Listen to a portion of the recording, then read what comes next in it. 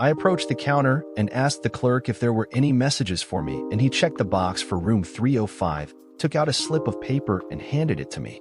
As I was reading it, two men who had been sitting in the lobby when I walked and got up and headed for me. I read the note. It simply asked me to call Detective Howard Miller and gave me a phone number. The two men walked up, one to either side of me, and the one on my right asked me if I was Frank Thomas. Yes. He flashed a badge and said, "I'm Detective Larson, and the gentleman to your left is Detective Phillips." Yes? And what can I do for you? Is that note in your hand from Detective Miller of the Branson Police Department? It is from a Detective Miller, but I have no idea where he is from. Apparently, he called and left that message at a little after 9 this morning, and when you never returned his call, he called us and asked us if we would find you. May we ask you where you have been all day? Why? What's this about? Can you just humor us for a second and answer the question? From 8 until around 9, I had breakfast here in the hotel restaurant with a couple of acquaintances. From 9 until noon, I attended a seminar here in one of the hotel's meeting rooms. Noon to 1 was lunch with some of the folks I met during the seminar, and from 1 to 4:30, I attended the afternoon session. 4:30 to 6 was the cocktail hour following the seminar. 6 to 7:15 or thereabouts it was dinner in the hotel restaurant, and from 7:15 until 5 minutes ago it was drinks in the Boom Boom Room. Now it is my turn. What is this all about? I think it would be best if you talk to Detective Miller about that. One last question. Where were you last night between the hours of midnight until 4? In bed sleeping. Anyone who can confirm that? Why would I need someone to confirm that I was sleeping? Again, you need to get that from Detective Miller. I looked from Larson to Phillips and then walked over to the house phone. I told the operator to build a call to my room, and then I placed a call to the number on the note to Detective Miller. Apparently, it was a cell phone because in spite of the late hour, it was answered on the third ring. Hello? Detective Miller? Yes. My name is Frank Thomas, and I have a message to call you. Oh yes, Mr. Thomas. You are a hard man to get in touch with. I have been in meetings most of the day. I didn't get your message until just now. I have 2 policemen from the local force with me right now, and they are asking me questions, but they won't tell me what it is all about. I'm sorry to have to be the one to tell you, Mr. Thomas, but your wife is dead. How? What? She was all right when I talked to her last night. What time was that? Around 6. Where did you call her from? My hotel rooms. Sometime between midnight and 4 this morning she was murdered. Murdered? Yes, sir. It appears that someone broke into your home and killed her. Oh my God. Oh shit. Any idea who did it? Was it a robbery gone bad? Anything stolen like the TVs, jewelry, or things like that? I can't talk about it on the phone, Mr. Thomas. We will go over the details when you get home. I'll try and be on the first flight in the morning. Could I please speak to the officers with you? Of course. I handed the phone to Larson. I'll be up in my room packing. I need to call the airlines and leave some messages for the people giving the seminar. On the flight home, I thought about Melissa. We'd met at a cocktail party, and I had fallen head over heels in love with her. A fiery redhead with a face that lit up a room when she smiled, and a body that was built for sin. She was with someone, and since the party was attended by quite a few people that I wanted to do business with, I had to play it cool. I waited until I caught her alone, and when I didn't think anyone was looking, I handed her a piece of paper with my name and phone number on it and a short message, "Call me." She called me the next day and asked why I had presumed that she would call. Nothing ventured, nothing gained, I said, and a Brit military unit has a motto that fits this situation. Who dares wins. How can I pass up a chance at meeting someone so confident? You really shouldn't. She gave me her address, and I picked her up at 6 that evening for dinner. She had the whole package. Looks, wit, charm, and intelligence. On our third date, she told me that we would be eating in, and I just needed to bring the wine. When dinner was over and the bottle of wine was empty, she took my hand, said, "I hope you hadn't planned on leaving early. We need to see if we have a future together." She led me into her bedroom and proceeded to fuck my brains out. The woman was insatiable, but I must have done all right because in the morning after another strenuous romp, she said, "You will do." 9 months later, we were married. My thoughts were interrupted by the "please put your seat backs and tray tables in their upright position" announcement as we prepared for landing. I had called ahead to let Miller know what flight I'd be on and when it was due in.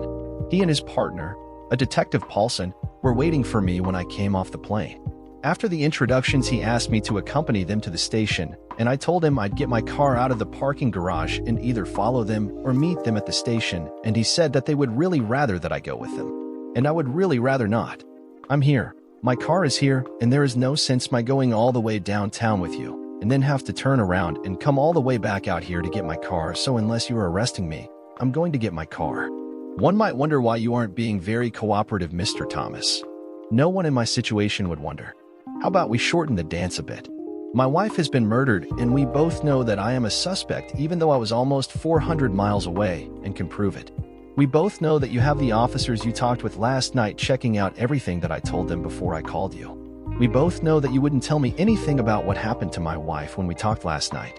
All you said was that we would talk about it when I got back here. Now you want me to just walk off and leave my car here?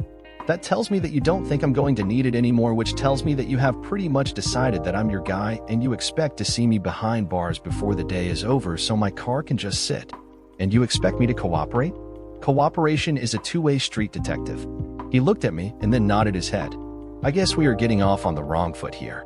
He looked around and then pointed at one of the many food places scattered throughout the terminal and said, "Let's get a table and some coffee and I'll bring you up to speed." Once we were sitting with coffee, Miller said, "At approximately 9:10 yesterday morning, a friend of your wife's, a Mary Osborne, arrived to pick your wife up for a pre-arranged shopping date. When no one answered the bell, she tried the door and found it open. She called for your wife and got no answer. She checked and saw that your wife's car was still in the garage, so thinking that your wife might have overslept, she went upstairs and found your wife dead on the bedroom floor. She called 911, but according to the coroner, your wife had been dead at least 4 hours when her friend found her. You said that she had been murdered. She had been shot twice. Why do I have the feeling that you aren't telling me everything? Because I'm not. There is a procedure that has to be followed in cases like this. There needs to be a formal interrogation at the station which will be recorded. I've already told you more than I'm supposed to have. Go get your car and meet us at the station. Should I have an attorney with me? That is up to you. You certainly have the right. As a policeman, I have to admit that I don't want you to exercise that right. Attorneys have a habit of constantly interrupting, and it impedes the flow of the interrogation, and a smooth-flowing interrogation in itself can tell the interrogator something. So, I'm going to be interrogated? Of course, you are. You said it yourself. Until you are cleared, you are a person of interest as far as the investigation into your wife's death is concerned. We finished our coffee, and I took the shuttle to pick up my car. At the station, I was ushered into a room, and Miller and Paulson joined me. They warned me that the session was being recorded and asked me if I wanted an attorney present. I told them no. I was asked my whereabouts on the night in question, and I told them the same things I told the detectives at the hotel. Then Paulson asked me, "Do you own a handgun?" "Several." "Oh, any .22 calibers?" "No. Mostly Colt .45s and Glock .40s. Mostly. I may have a couple of .357 Magnums, but I'm not sure." "How can you own them and not be sure?" "I don't actually own them. My company does." "Your company?" "Paladin Security Services." "You own Paladin?" "Yes, I do." He pondered that for a couple of seconds and then asked, "Do you know a Robert Turner?" "I've never met him, but I know who he is." "What do you know about him?" "Well, I'm not really up to date on this, but as of last week, he was my wife's current lover." "You know that?" "Yes. I think it was around the beginning of April that she took up with him." "Maybe you should get an attorney in here, Mr. Thomas." "Why?" "Because you have just admitted knowing that Robert Turner is your wife's lover, and Robert Turner was found dead in the bedroom with your wife.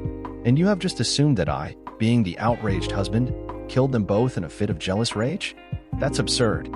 If I was going to kill anyone in a fit of rage, it would have been Ronald Porter. He was the first one she cheated on me with. Since Porter, there have been at least 4 others, and I've never harmed a hair on any of their heads. You know all of this for a fact?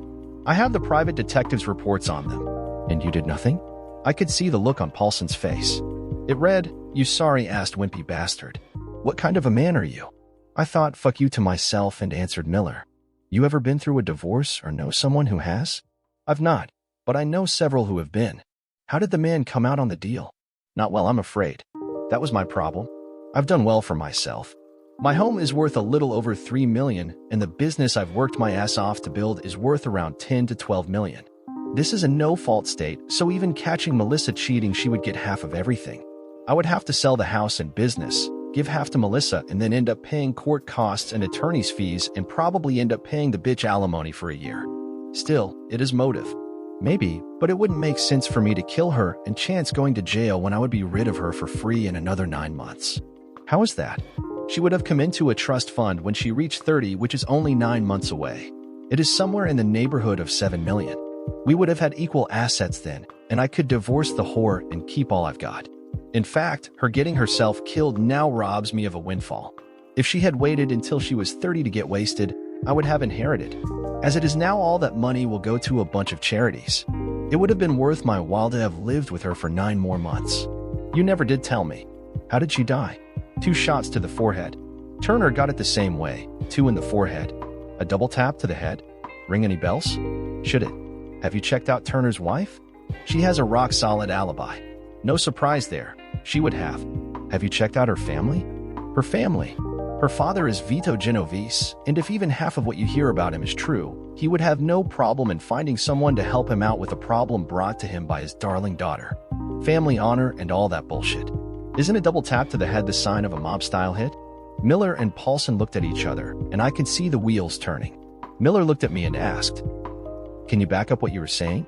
"I've got the PI reports on her lovers, and I can give you the name of her attorney, and I would imagine you can get the trust fund information from him. The part about Genovese is in the PI report I got on Turner." "Did your wife know that you were aware of her activities?" "I don't think so. I acted like a clueless husband around her. She was damned good in bed, and she never said no to me, and I wasn't about to go without sex until she turned 30, and I wasn't going to play outside the marriage and give her a chance at catching me and divorcing me. I don't think we have any more to ask at this time, but please keep us informed as to your whereabouts in case we need to talk with you again." As they lowered Melissa's casket into the hole, I looked around at the assembled mourners and wondered if any one of them even had the slightest clue as to what happened. When I finished college at 20, I wasn't ready to settle down. I wanted to do something exciting, take some chances and enjoy life before settling into a 9-to-5 life spent with a June Cleaver-type wife, house with the picket fence and the 2.3 kids. Clinton was sending troops to Bosnia, and there ought to be some excitement there, so I joined the army. I didn't even make it through basic training. My 3rd week in basic, several of the clowns in my platoon decided that they needed to teach the college boy some manners, and they threw me a blanket party. I was in the shower when it happened. With the blanket over me and several guys holding me, I should have been helpless as they started to beat on me with socks filled with soap bars. I'd never had any martial arts training, and I don't even know why I did what I did. It was probably something I saw in a movie and subconsciously remembered. I swept my leg, not kicked, but swept, hard from right to left, and knocked the legs out from under one of the guys. He fell and his head hit the shower floor, and one of the others said, "Christ, he's bleeding." And one of the guys let loose of me to bend over and check on the guy on the floor. That loosened the grip on me, and another leg sweep took out another guy who fell to the floor. Suddenly, there weren't enough guys holding me, and I jerked away from the ones who were and got out from under the blanket. 2 men were down on the floor, and a third was bent down over them, and the 2 who were standing were looking at me with looks that said, "Whoa, this ain't the way it is supposed to happen." I grabbed one by the arm and swung him face first into the shower wall, and he went down. The other guy started to back away while the guy kneeling started to get up. Figuring that I'd rather have him down than up, I kneed him in the face and saw blood spurt from his broken nose, and as he started to fall, I kicked him hard in the ribs with the heel of my foot. I started for the guy still standing, and he turned and ran. The first guy I'd swept the legs out from under wasn't moving, but the second one was, and so I dropped on his back, grabbed his head, and smashed it into the floor. By then, the platoon NCOs were there. Sergeant Marks saw the blanket and the soap-filled socks and figured out right away what was going on. I tried to get by him, and he asked me where I thought I was going. "There is one more of the bastards, and I'm going to get him." "No, you aren't." I tried to get by him, and he said, "Stop it, Thomas. I don't know how you manage them, but it won't be as easy with me. Now just stand over there while I sort it all out." It got sorted out, and I found myself in the post stockade. My second day there, I was called into a room where a captain was sitting behind a table. On the way from my cell to the room, the MP escorting me told me that I was to walk in, stop 6 feet in front of the table, salute, and say, "Private Thomas reporting as ordered," and hold the salute until it was returned. I stopped in front of the table and said, "I'm Private Thomas. Aren't you forgetting something?" "I don't think so." "That should be, 'I don't think so, sir,' and what you forgot was the salute." I didn't forget the salute or the sir. Both are a sign of respect, and I don't have any respect for people who are treating me the way I am being treated just because I defended myself. You put 4 men in the infirmary. Doesn't that bother you at all? The only thing that bothers me about it is that Sergeant Marks kept me from making it 5. What is it going to take for you to start saying sir? You doing something to earn my respect." That started my long association with Lieutenant/Captain/Major/Colonel Jones/Smith, or whatever his real name and rank were. Apparently, my take no prisoners attitude was something that a certain section of the United States Army was interested in. I was pulled out of basic and shipped to an undisclosed location and was given training that very few other recruits got. I learned how to use guns, knives, sticks, and stones. I learned how to pick locks, hot wire cars, create false identities, fly small airplanes, pilot small boats, and a whole host of other things, and then I was turned loose. The oath I took when I enlisted was to defend against all enemies, foreign and domestic, but the foreign part never entered into it. You would be amazed at how many domestic enemies America has, and our way of defending against them was to eliminate them. Accidental drowning, falls downstairs, and breaking necks, auto accidents were just a few of the ways the problems were handled. Doing that kind of work tends to make you paranoid. You start asking yourself what would happen to you if an operation went bad. What if they needed a scapegoat? What if something happened and the best solution was for you to be disappeared, or for your body to be found with incriminating documents or something of the like? Given what they had you doing, you just knew that if your elimination was needed, they wouldn't even hesitate. In the 6 years I spent with the group, I stashed money, weapons, and IDs in half a dozen locations. If the shit ever hit the fan and I needed to bail out, I had several bolt holes. I never needed them, but I had them. When I took my discharge, I set myself up in the security business. In short, my company furnished security specialists, which is shorthand for bodyguards and armed guards for various companies. I'd been out a year when I met Melissa at a cocktail party, dated her, and then asked her to marry me. We had what I thought was a good marriage. We had been married just a little over a year when I woke up one morning, looked down at Melissa sleeping beside me, and knew without a doubt that she was cheating on me. I never saw or heard anything to make me think that. I just woke up one morning, looked at her, and knew. Of course, that wasn't enough to confront her with, so I hired a private detective, and 1 week later, I had the goods on Melissa and one Ronald Porter.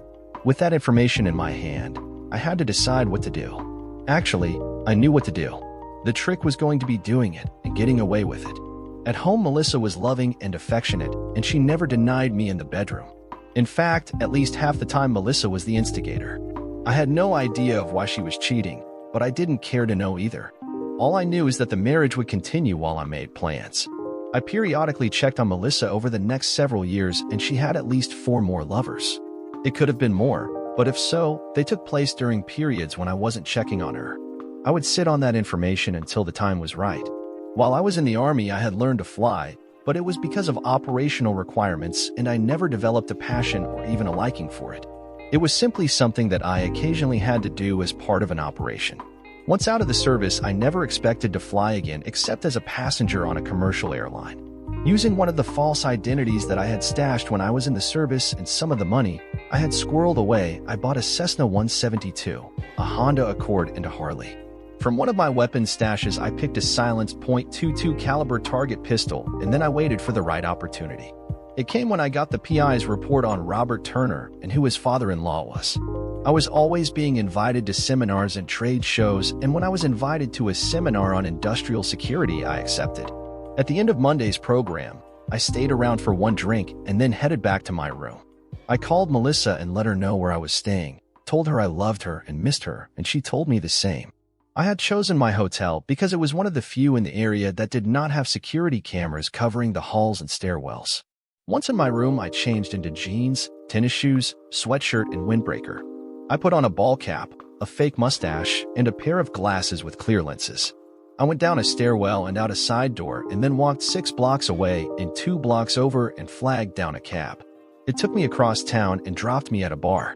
Once the cab was out of sight, I walked 2 blocks to a motel where I had pre-positioned the Honda Accord. I drove out to the airfield where I had the Cessna parked, filed a flight plan for Athens, and then took off. Once in the air, I closed out my flight plan and headed for home. The flight was just a little over 3 hours, and after I had landed and tied down the Cessna, I got on the pre-positioned Harley and headed for my house. I parked 2 blocks away, walked home, and quietly let myself into the house. I moved to my home office and got the bag that was in the closet and opened it. I took out a pair of latex gloves and a pair of booties and put them on. I took the taser out of the bag and double-checked that it held a full charge. All was ready, so I quietly moved up the stairs toward the bedrooms and found that I had received a bonus. I was only expecting Melissa to be there, but from the sounds that were coming from the room, I could tell that she wasn't alone. As I moved quietly down the hall, I heard my wife asking for it harder, faster, and pleading with her partner to make her come. I stepped into the bedroom and immediately recognized the man porking my wife as her latest lover, which was frosting on the cake for me. Melissa saw me, her face turned pale, and she screamed. Turner turned and saw me and pulled out of Melissa just as I fired the taser at him. He fell to the floor and flopped around while I stepped quickly to the bed, grabbed Melissa, and shoved a ball gag into her mouth. I cuffed her to the bed, and then using the butt of the pistol, I smacked Turner in the head and knocked him out. I went back downstairs and got a sharp knife out of the knife block on the kitchen counter and went back upstairs. I smiled at Melissa and said, "Nice of you to have your fuck buddy over. I expected to find you here alone. Silly me." I rolled Turner over onto his back and waited for him to come around. As I waited, I talked to Melissa. "Have you been having a good time, wife? Is Turner better than Porter? Why did you dump Porter? Was it because Hathaway was better?